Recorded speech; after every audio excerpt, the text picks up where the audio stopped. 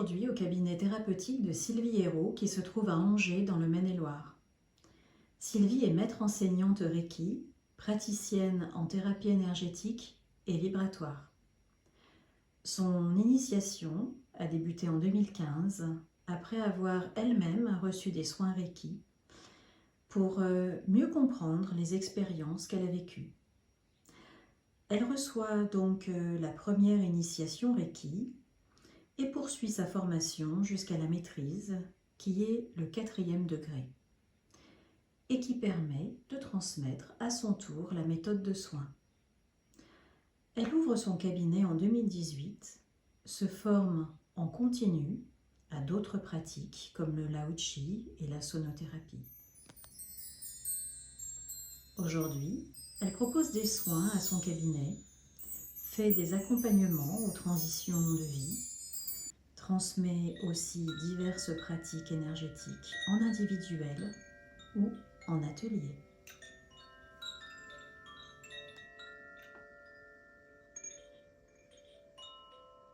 Bonjour Sylvie. Bonjour Sylvia. Alors, je pense que tout le monde connaît le mot Reiki, mais sait-on vraiment ce qui se cache derrière cette médecine douce holistique qui touche aux énergies? Peut-être que tu peux nous en parler. Oui, alors le Reiki est une pratique de soins énergétiques. C'est un protocole de soins qui a été transmis par Mikao Usui il y a plus d'un siècle de ça. Et le Reiki remet en mouvement notre énergie vitale, le chi, le prana, que l'on retrouve dans les arts martiaux ou dans d'autres cultures, et qui reconnecte notre propre énergie à l'énergie universelle. Donc c'est la partie Ki du Reiki, voilà, c'est ça? le Ki, c'est le chi. D'accord. Prononcé à l'occidental. Oui. Et le Rei représente l'universalité de l'énergie qui nous environne. Et le Reiki permet cette remise en circulation, cette reconnexion de notre propre énergie à l'énergie qui nous entoure. Pour une meilleure harmonisation et de se reconnecter à tout. Très bien, merci. Au niveau de la formation du Reiki, combien de temps se déroule la formation pour pouvoir pratiquer le Reiki derrière? Alors le Reiki tel que moi je l'ai reçu se transmet en 4 initiations, 4 degrés, 4 niveaux différents. Pour le proposer en soins, on préconise en général de suivre la formation au moins jusqu'au second niveau. Le premier degré du Reiki permet essentiellement de pratiquer des soins sur soi-même ou sur nos proches. Donc c'est accessible à tout le monde pour se reconnecter à cette énergie et pouvoir pratiquer dans un cadre personnel. Si on souhaite proposer le Reiki à d'autres personnes et à distance également, il est nécessaire de suivre la formation jusqu'au second degré.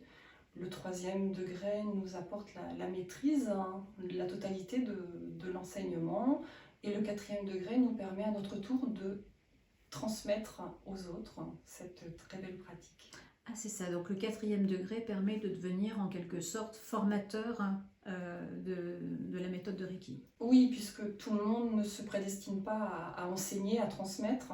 Donc le 4e degré est vraiment spécifique pour les personnes qui souhaitent à leur tour proposer le Reiki, mais ne change rien à la pratique de soins en elle-même. D'accord, d'accord. Alors, du coup, est-ce qu'il y a une seule forme de Reiki ou est-ce qu'il y a différents, je sais pas, Reiki? Oui, il y a plusieurs Reiki. Alors le Reiki que je propose, c'est le Reiki de Mikao Usui. Donc c'est un protocole que lui a proposé au début des années 1900.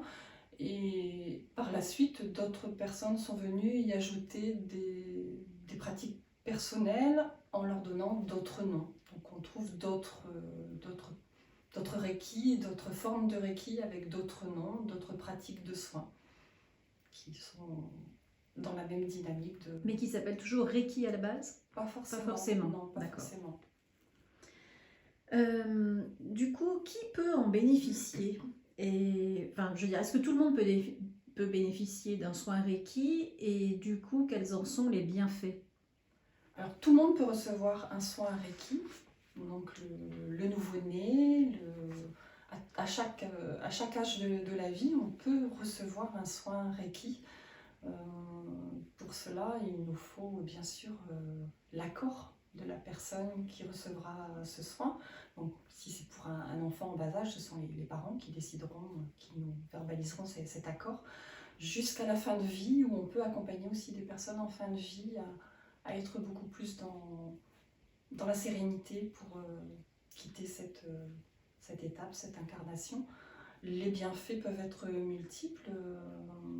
Les personnes qui viennent recevoir un soin peuvent venir pour des problèmes de stress, beaucoup de suites de burn-out en ce qui me concerne, des problématiques de sommeil, des douleurs particulières, ou accompagner des soins en cours suivis par la médecine traditionnelle.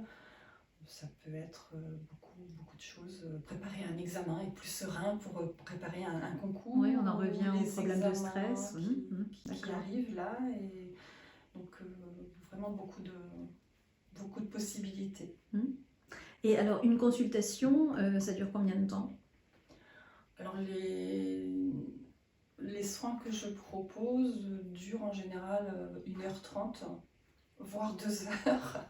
Je prévois toujours un temps d'échange en début de rendez-vous pour justement pouvoir expliquer ce qu'est le Reiki et voir un petit peu quels sont les problèmes actuels pour la personne qui vient, ses attentes.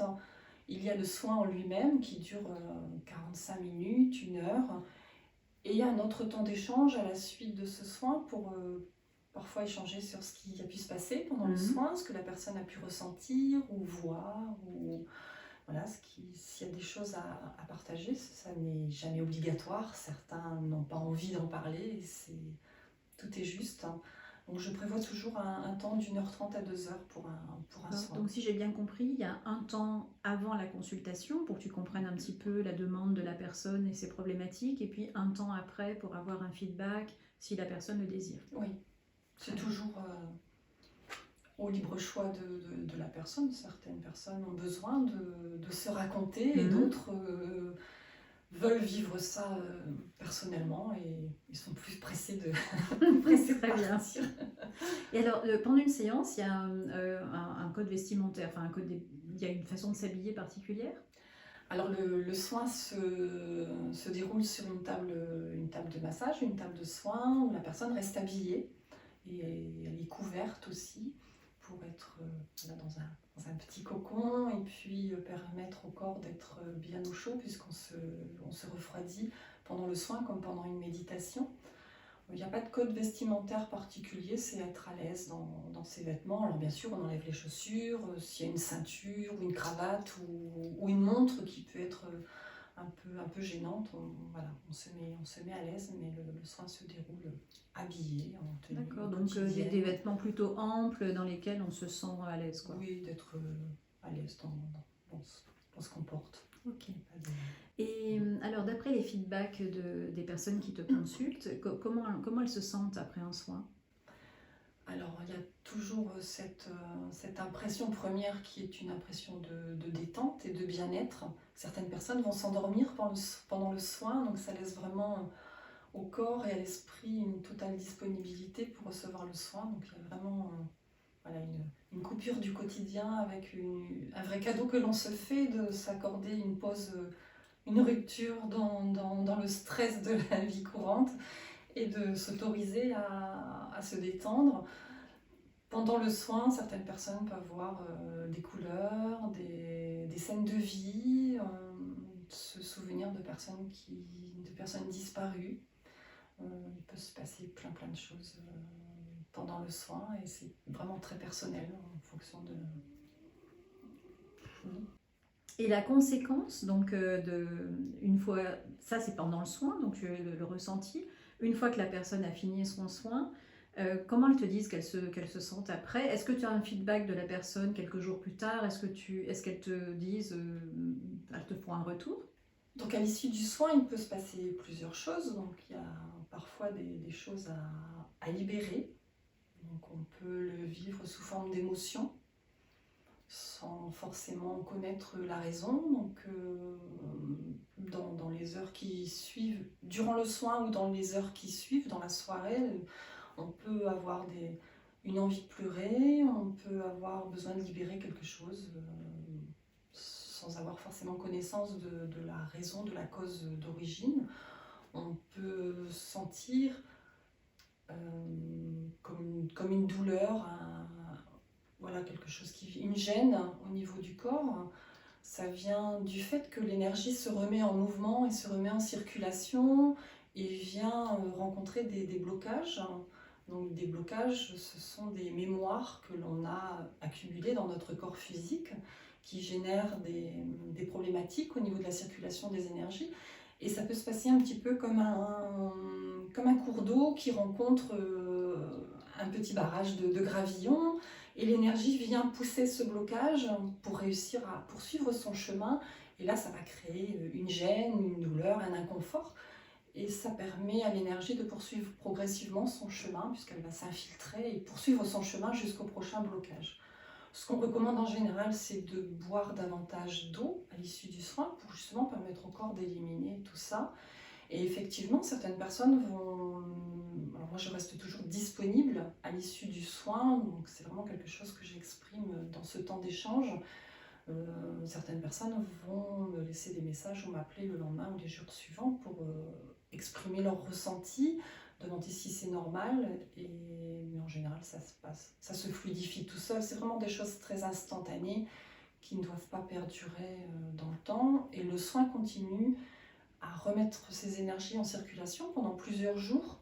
Donc c'est quelque chose qui est très évolutif, donc il peut encore se passer des choses dans la semaine qui vient, puisque cette remise en circulation se fait sur du long cours.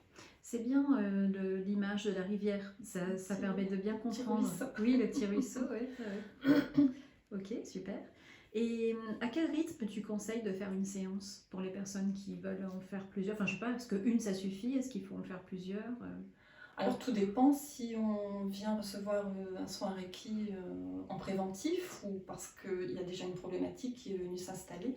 En préventif, comme en médecine traditionnelle chinoise, on propose de recevoir un soin énergétique Reiki au changement de saison, par exemple, puisqu'on est sursollicité, la rentrée des classes, la nouvelle année, le printemps, où on a besoin de se remettre en mouvement et de changer aussi des choses.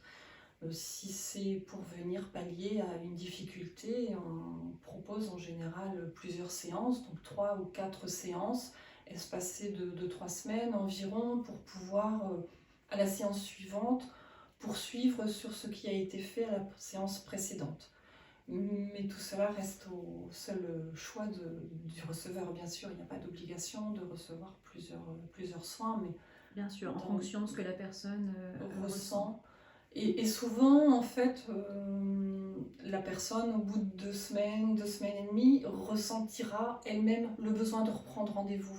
C'est pas quelque chose qu'on pose systématiquement lorsque l'on se rencontre, mais c'est quelque chose qui se ressent à part entière, de dire tiens, ça serait bien de refaire une séance pour aller un petit peu plus loin et poursuivre ce chemin vers le mieux-être. Alors, j'ai une question qui me vient à l'esprit, ces séances-là, est-ce que tu les fais systématiquement en cabinet ou est-ce que tu peux aussi les faire à distance? Alors, je propose les 2 possibilités. Je travaille en cabinet ici, et je propose également des soins à distance pour les personnes qui ne peuvent pas se déplacer ou qui ne sont pas sur le secteur d'Angers. Le soin à distance se passe exactement de la même façon qu'un soin en présentiel, donc sur rendez-vous. On pose un créneau de rendez-vous.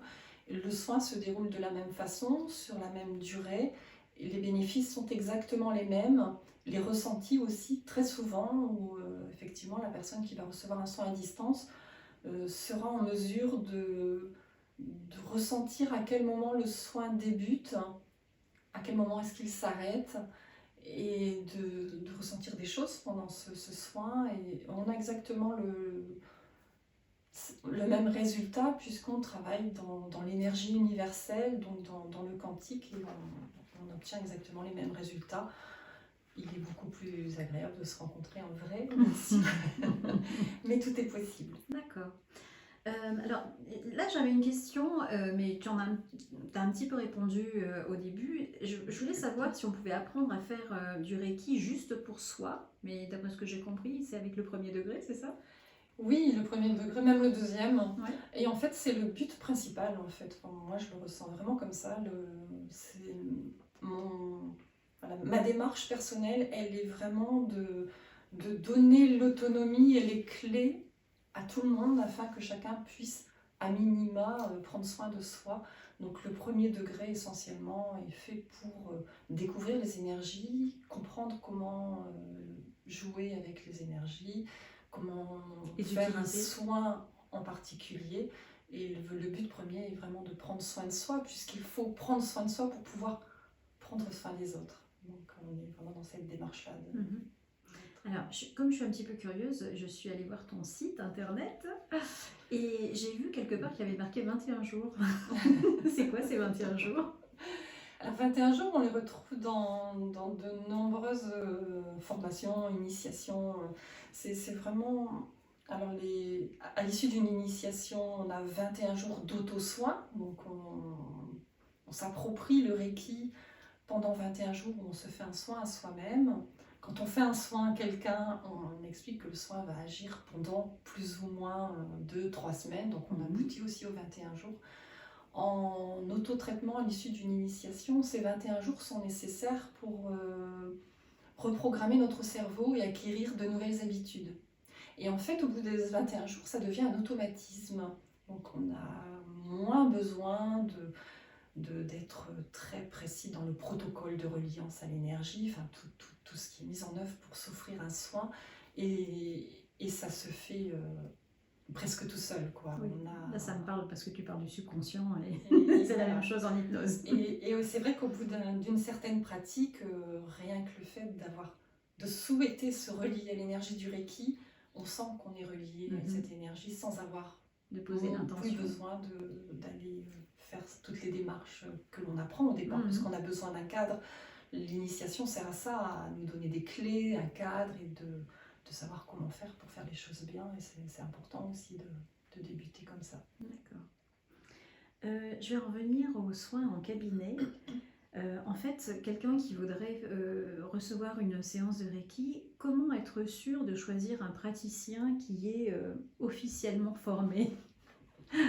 Alors officiellement, c'est compliqué. En France, on n'a pas de reconnaissance du Reiki en France, et je trouve ça un petit peu dommage, parce que si on avait un cadre bien plus strict et précis, ce serait certainement beaucoup plus simple pour tout le monde. Il est important de poser des questions à tout praticien d'ailleurs. C'est lui demander comment est-ce qu'il a été formé, par qui, depuis combien de temps est-ce qu'il pratique, et puis de s'écouter soi, à savoir est-ce que c'est vraiment la bonne personne, est-ce que j'ai envie de lui confier mon corps physique, mon corps énergétique, d'être en confiance, c'est vraiment important. Oui, il y a le feeling aussi avec le thérapeute qui est important. De trouver la bonne personne. Et le bouche à oreille, pour ça, ça fonctionne bien, justement, d'être attentif à ce qu'on peut entendre dans nos cercles d'amis, et voilà, de choisir un petit peu en confiance, sachant que, comme tout thérapeute, on ne fait pas de promesses, on ne vient pas proposer de solutions miraculeuses, de guérisons miraculeuses, ça n'est pas du tout la démarche. On est vraiment dans un cadre avec un code de déontologie aussi qui est mis en place par un des syndicats Reiki pour essayer justement de cadrer cette pratique et la rendre beaucoup plus cohérente. On peut quand même, un praticien en Reiki peut quand même adhérer à un syndicat. Il existe un syndicat. Il existe un syndicat de Reiki qui souhaite justement valoriser la formation et la rendre acceptable d'un point de vue gouvernemental, dans la reconnaissance d'une pratique qui est conforme et encadrée. Ce qui justifie aussi, on parlait des initiations, des formations tout à l'heure, quand on fait une formation, alors moi je fournis un livret de formation, mais dans lequel il y a la lignée de mes enseignants. Ce qui permet, si la personne par exemple vient me rencontrer pour une initiation au premier degré, si elle souhaite faire le deuxième degré avec une autre personne, l'autre personne devrait pouvoir justifier que dans sa lignée d'enseignants, à un moment, nos enseignants se croisent. D'accord. et de revendiquer une transmission qui est la même. Oui, identique. De recevoir, quel que soit l'enseignant que l'on va choisir, de recevoir la même formation, la même initiation et justement d'avoir le choix à tout moment de choisir son enseignant. Oui, très intéressant. Alors, je sors un petit peu du cadre du Reiki parce que je sais que tu as beaucoup d'autres cordes à ton arc et au niveau aussi des énergies.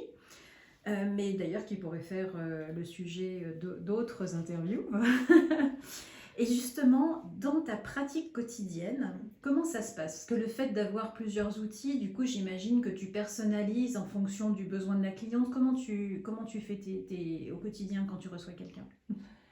Alors je privilégie toujours ce temps d'échange justement pour voir un petit peu avec la personne qui vient à ma rencontre si elle souhaite un soin Reiki traditionnel ou une autre pratique de soins énergétiques ou si elle est ouverte à un soin énergétique d'un point de vue plus global.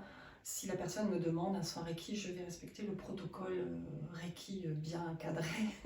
C'est toujours elle qui est décisionnaire du soin qu'elle reçoit. Si effectivement on me laisse la porte ouverte, je vais proposer un soin énergétique. Et là, pendant ce soin, je vais utiliser des outils qui viennent de différentes formations que j'ai pu recevoir, de différentes pratiques, pour être vraiment dans la personnalisation d'un soin en fonction de la personne qui est là, de ses attentes, de ses problèmes, de ce qu'il y a à faire à ce moment-là et de proposer un soin qui soit idéal à un instant précis. Donc derrière toi, on voit un tambour, on voit des bols tibétains. Donc j'imagine que la sonothérapie fait partie aussi, une partie de la personnalisation que tu peux faire pendant un soin. Oui, les bols viennent de plus en plus souvent en accompagnement des soins, notamment au début de soins pour permettre à la personne de déposer toutes ses tensions et d'être dans un état de relâchement, dans un état méditatif. Et les bols m'accompagnent aussi à la fin du soin. Ça crée aussi une atmosphère un peu plus dynamique. Le tambour est utilisé pour avec d'autres objectifs en fait. Je ne vais pas chercher les mêmes réponses ou travailler sur les mêmes problématiques avec le tambour ou avec les bols ou avec le Reiki. D'accord. On touche à des choses différentes. Non, ça fera l'objet d'un autre interview. Écoute, merci beaucoup Sylvie d'avoir répondu à toutes mes questions. Est-ce que tu voudrais, toi, apporter des explications complémentaires, des informations complémentaires?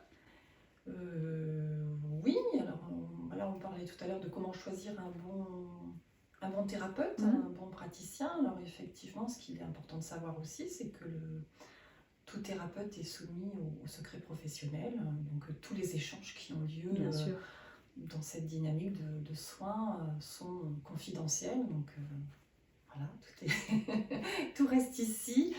Et également que mon approche énergétique vient en complément d'une médecine traditionnelle, donc je viens apporter un complément, un accompagnement en plus d'une approche médicale et pas en substitution.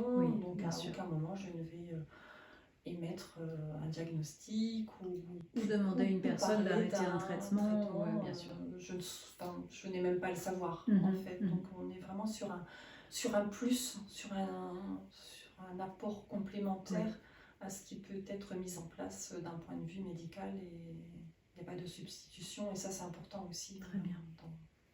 Alors en fait non, j'ai encore une dernière question. Comment peut-on prendre rendez-vous avec toi? Même si sous la vidéo on aura ton site internet, tes coordonnées, etc. Mais est-ce que